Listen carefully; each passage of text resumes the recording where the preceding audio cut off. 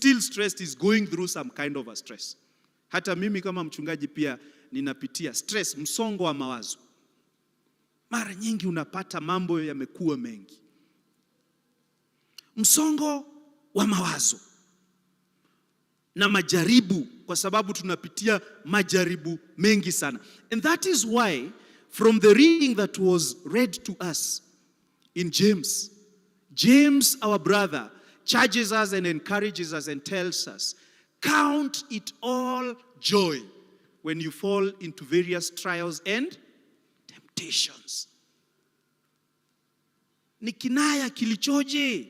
What a paradox that we are told in the Word of God that when we face or we find ourselves in trials and temptations, we should rejoice. The reason why we are being told we should rejoice is because we know, especially when we have faith in God, that we are not alone even when we go through these challenges.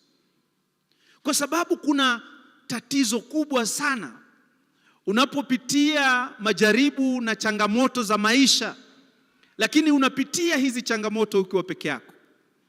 There's a huge difference when you go through trials, when you go through tribulations, when you know that you have the Lord and the Lord is with you and the Lord is watching over you. That is what makes the difference.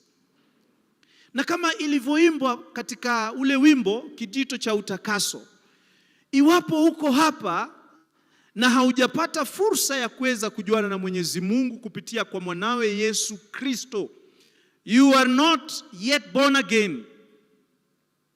I want to tell you that you are not safe if you are not saved.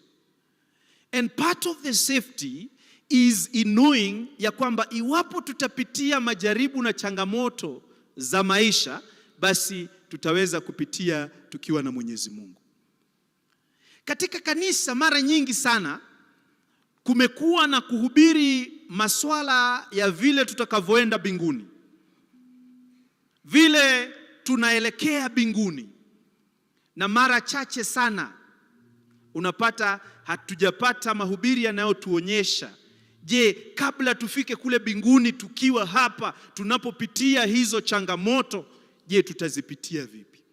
Na ninatumai kwamba ndiposa hili neno limeweza kutukujia siku hii ya leo, ndiposa tuweze kujipata katika nafasi ya kupata nguvu na kuweza kupata maneno yatakayotuliwaza katika mioyo na fikra zetu.